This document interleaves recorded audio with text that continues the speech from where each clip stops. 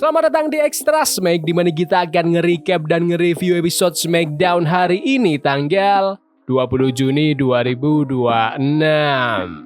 Sami Zayn buka SmackDown hari ini sebagai wasit spesial buat pertandingan Undisputed WWE Championship antara Cody Rhodes lawan Gunther. Pas baru mulai, Sami berulang kali masuk buat misahin mereka berdua, yang akhirnya bikin penonton di arena mulai nggak sreg. Gunther langsung fokus ngincar kakinya Cody dan sempat pakai tali ring buat nambah tekanan pas lagi ngelok pakai figure 4 leg lock. Sebelum akhirnya ketahuan sama Sami dan dipaksa lepas. Gak lama setelah itu, Cody berhasil ngehit crossroads, tapi Sami dengan jeli nyorot kakinya Gunther yang berada di bawah tali. Pertandingan makin panas, Cody sama Sami adu mulut. Sami nggak sengaja nolak Cody ke arah Gunther yang langsung dimanfaatin Gunther buat ngunci Cody pakai sleeper hold. Gak lama kemudian, Gunther gantian dorong Sami terus mukul dia, bikin Sami emosi dan balas mukul. Gunther nggak tinggal diam, dia langsung ngasih powerbomb ke Sami sampai tepar di ring. Cody akhirnya bangkit dan berhasil ngenai crossroads lagi. Tapi karena nggak ada wasit yang aktif, wasit kedua langsung lari masuk ke ring. Gunther masih bisa lolos dari hitungan, bahkan hampir menang setelah ngasih powerbomb lagi. Tapi Sami keburu bangkit dan narik wasit itu keluar ring. Cody langsung nge-roll up Gunther dan Sami dengan super cepat ngelakuin hitungan 3 buat kemenangan Cody. Habis pertandingan selesai, Gunther langsung nyamperin Sami gara-gara hitungan cepet tadi. Sementara Cody juga kelihatan gak happy sama cara dia menang. General Manager SmackDown Nick Aldis akhirnya datang buat ngawal Sami keluar. Di belakang panggung, Aldis masih lanjut adu argumen sama Gunther dan Sami, sedangkan Cody balik lagi ke ring dan minta pertandingannya diulang. Sami nolak karena ngerasa dia masih wasitnya. Tiba-tiba Gunther langsung ngehajar Sami di backstage, yang bikin Aldis akhirnya mutusin buat resmi ngulang pertandingan perebutan gelar itu.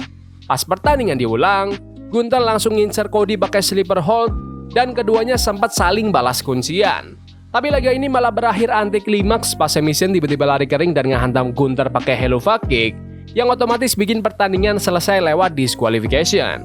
Habis itu, Sami langsung ambil sabuk WWE Championship dan ngehajar wasit. Cody coba nyamperin tapi malah ikutan dihantam pakai sabuk.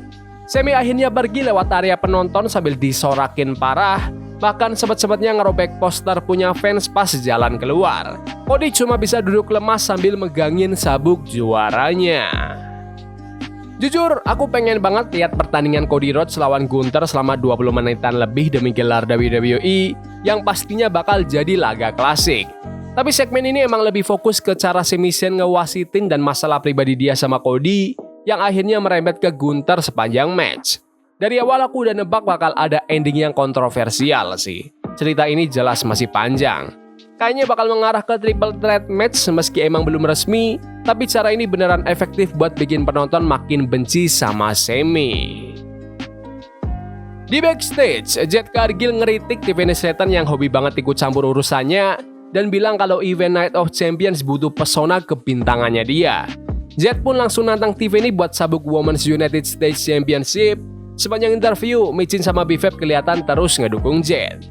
Di sudut backstage lain, Gunther nemuin Nick Aldis dan nuntut dapat kesempatan gelar lagi. Alasannya karena dia ngerasa dirugiin 2 kali. Tapi Aldis ngingetin kalau Gunther sendiri yang milih Sami Zayn jadi wasit spesialnya. Tetap aja, Gunther kekeh minta match perebutan gelar lagi di Night of Champions. Terus ada Jake Fatu yang nyamperin Solo Sikoa dan nanya apa bakal ada yang ikut campur di matchnya Jey Uso nanti malam. Solo malah balik nanya, apa Jacob lagi nyampein pesan dari Roman Reigns lagi. Jacob bilang dia di sini cuma buat mastiin gak ada yang ikut campur, sekalian ngasih peringatan ke Solo kalau waktunya buat nentuin pilihan yang bener udah mau habis. Pas Jacob pergi, Tama Tonga sama Tala Tonga datang.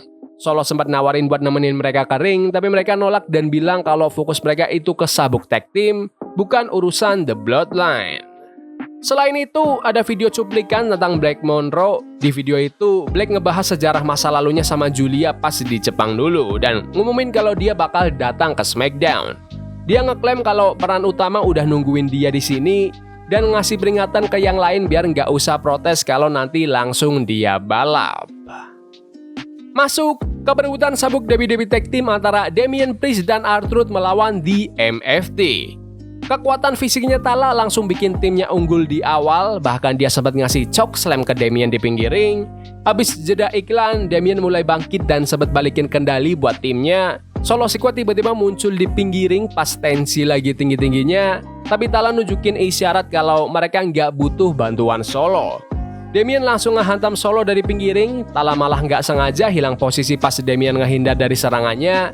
Nggak pakai lama, R-Truth langsung ngepin Tama-Tonga lewat roll up untuk memenangkan pertandingan sekaligus berhasil nahan sabuk juara mereka. Habis match selesai, Tama-Tonga sama Tala-Tonga langsung nyalahin Solo Sikoa atas kekalahan mereka. Mereka berdua ninggalin ring dengan muka frustasi. Sementara Solo cuma diem berdiri di belakang. Pertandingannya lumayan lah, nggak bisa dibilang bagus banget juga sih. Tapi ya oke lah buat ukuran tag team match. Munculnya Solo Sikoa di pinggir ring malah bikin rugi Tama-Tonga dan Tala-Tonga karena mereka emang nggak pengen dia ada di sana. Jadi ya wajar aja kalau pin roll up tadi udah cukup buat ngakhirin laga. Sebenarnya aku pengen lihat Damian Priest dan R-Truth dapat rivalitas atau feud yang beneran sebagai juara tag team, tapi kayaknya kecil kemungkinan itu bakal terjadi. Di backstage, Sami Zayn ngeklaim kalau dia adalah satu-satunya orang baik yang tersisa di WWE dan ngebela semua aksinya tadi. Pas didatengin Nick Aldis, Sami ngotot kalau dia udah ngewasitin dengan adil dan ngomong kalau Gunther lah yang kelewatan karena berani main fisik duluan ke dia. Sami juga bilang kalau Cody Rhodes harusnya berterima kasih sama dia karena masih bisa jadi WWE Champion. Dia negasin, karena sekarang dia udah terlibat, dia nggak bakal pergi gitu aja dengan mudah. Terus, Jey Uso sempat bicara soal tandingnya yang bakal datang lawan Javon Evans. Javon nyamperin Jey dan bilang kalau Jey kayaknya ngeremehin dia, padahal dia ini fans berat Jey dari dulu. Tapi gara-gara Javon berulang kali manggil Jey dengan sebutan Ang, Jey langsung risih dan ngasih peringatan keras biar nggak manggil gitu lagi. Sambil janji bakal ngasih dia pelajaran di dalam ring. Segmen ini pun ditutup dengan momen adu tatap mata yang intens antara mereka berdua. Lanjut ke pertandingan antara Carmelo Hayes lawan Ricky Sainz, di mana pemenangnya bakal dapat tiket buat nantang Trick Williams demi sabuk United States Championship di Night of Champions. Melo langsung main agresif sejak awal dan sempat mendominasi jalannya laga, tapi Ricky berhasil bangkit dan ngelawan balik, bikin kedua pegulat ini saling tukar momentum sepanjang pertandingan. Pas di menit-menit akhir, bantal pelindung di sudut ring tiba-tiba lepas. Melo sempat terdorong ke arah besi ring yang kebuka itu, tapi dia masih bisa balik megang kendali setelah ngehit First 48. Sialnya, Ricky langsung nge-counter dengan ngebanting punggung Melo telak ke arah besi turnbuckle yang kebuka tadi. Ricky nggak pakai lama langsung ngelakuin cover untuk memenangkan pertandingan. Pertandingan yang seru menurutku, meskipun endingnya agak kontroversial gara-gara Ricky Sainz manfaatin besi ring yang kebuka buat nyari keuntungan. Ya, tapi trik licik itu emang cocok banget sih buat karakter heel kayak Ricky. Carmelo Hayes juga aktingnya juara pas ngesel rasa sakit abis kebentur besi. Dua orang ini kekuatannya seimbang dan chemistry mereka di ring makin kesini makin asik. Memang belum selevel match-matchnya Melo lawan Ilya Dragunov sih, tapi tetap aja tontonan yang seru. Di backstage, Cody Rhodes ketemu sama Nick Aldis. Cody bilang kalau cuma ada satu solusi buat nyelesain masalah yang berlarut-larut antara dia, Gunther, dan Sami Zayn. Dia pun ngusulin triple threat match di Night of Champions. Aldis setuju sama ide itu dan matchnya resmi dibuat.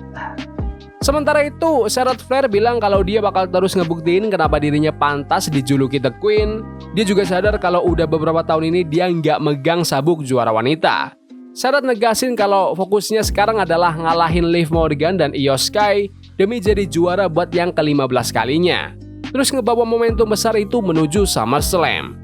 Charlotte menutup omongannya dengan bilang kalau dia bakal ngingetin Liv Morgan siapa The Queen sebenarnya. Geser ke segmen backstage lain, ada Danhausen yang lagi bareng The Miz dan Kit Wilson. Tiba-tiba Angel sama Berto datang nyamperin Danhausen gara-gara masalah taruhan yang kemarin karena ngerasa nggak dibantuin. Gak lama, Matt Cardona datang dan nyuruh mereka buat mundur.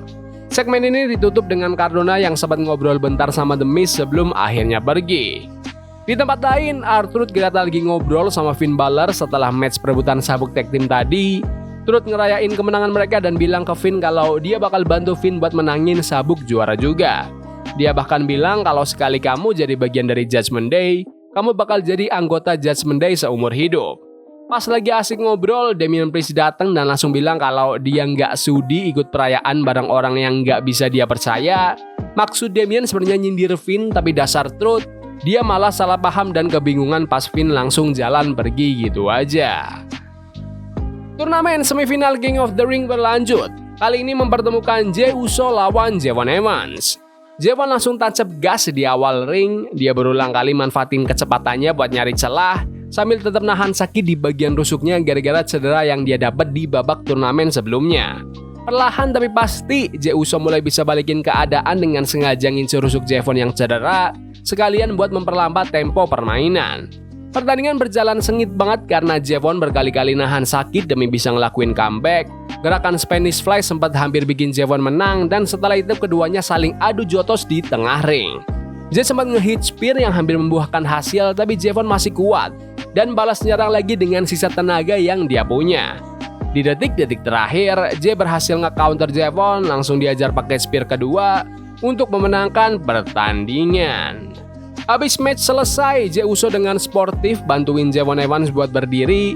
Mereka berdua salaman dan Jey ngangkat tangannya Javon sebagai bentuk rasa hormat dia. Menurutku, penampilan Javon Evans di match ini keren meskipun dia kalah. Dia hebat nge-sell cedera rusuknya tapi tetap bisa ngasih gerakan-gerakan besar yang bikin penonton ikutan heboh dan ngedukung dia buat menang. Sayang banget sih penonton di arena hari ini menurutku agak kurang berisik sepanjang episode. Tapi terlepas dari itu, aku suka sama alur ceritanya. Matchnya nggak terkesan buru-buru karena mereka dikasih durasi yang pas dan acting cederanya Javon beneran dapet. Kembali ke backstage, Solo Sikoa nyamperin Jey ke Fatu dan ngeklaim kalau dia udah paham dan bisa ngatasin semuanya. Setelah itu ada video profil yang ngebahas soal Julia. Di situ dia cerita tentang latar belakang keluarganya, pencapaian karirnya selama ini sampai nyebutin kalau dia itu lahir di London, yang kebetulan bakal jadi lokasi show SmackDown minggu depan. Julia pun langsung nantang Kiana James buat tanding minggu depan demi ngebuktiin siapa di antara mereka yang jauh lebih hebat. Terus, Tiffany Stratton akhirnya nerima tantangan dari Jade Cargill buat sabuk Women's United States Championship. Chelsea Green sempat datang buat motong interview itu, tapi Tiffany dengan tegas bilang kalau dia nggak butuh pertemanan atau bantuan dari Chelsea, karena dia ngerasa bisa ngurus urusannya sendiri.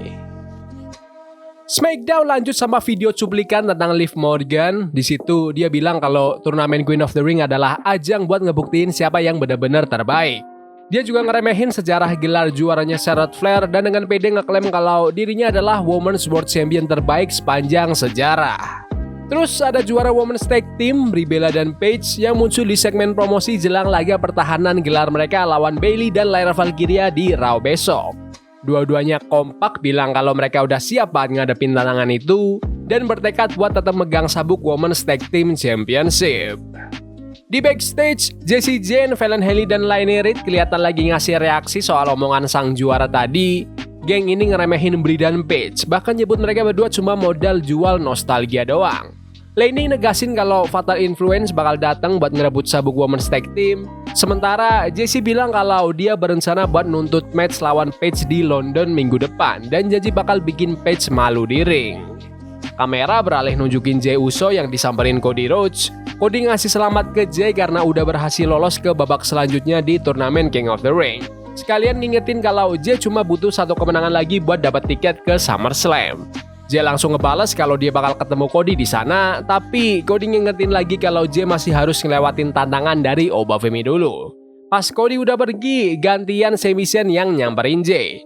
Sami bilang kalau dia nggak percaya Cody bakal bertahan lama jadi WWE Champion karena dia ngerasa dirinya lah yang bakal megang sabuk itu nanti.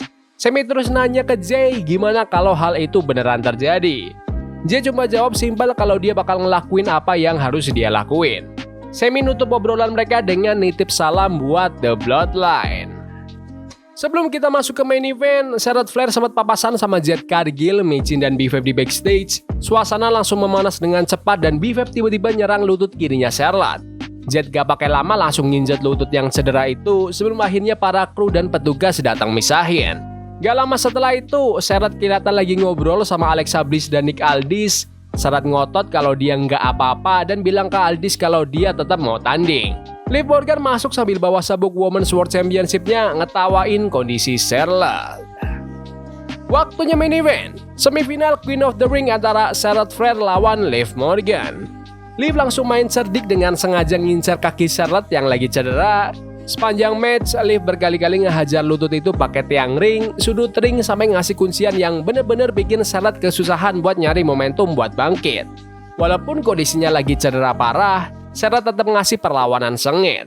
Dia sempat ngehit natural selection dan hampir aja menang lewat beberapa kali counter. Tapi setiap kali Charlotte mulai dapat angin buat bangkit, Liv selalu balik ngincer lututnya yang rusak tadi. Yang otomatis bikin Charlotte harus nahan rasa sakit yang makin menjadi-jadi. Di menit-menit krusial, Liv berhasil lolos dari sisa-sisa perlawanan Charlotte dan langsung hit Oblivion, tapi Charlotte masih sanggup kick out.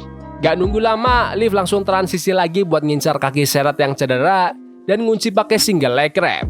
Karena udah kepalang tanggung nyari celah buat lepas dan kerusakan di lututnya udah makin parah, Charlotte akhirnya terpaksa tap out. Menurutku, acting Charlotte Flair pas nge-sell cedera kakinya itu keren dan itu benar-benar jadi bumbu utama pertandingan selama 20 menit. Meskipun Charlotte udah berjuang mati-matian dan nunjukin mental yang luar biasa, tapi kondisi fisiknya emang udah terlalu hancur di match ini. Jadi ya masuk akal kalau Liv Morgan yang keluar sebagai pemenang.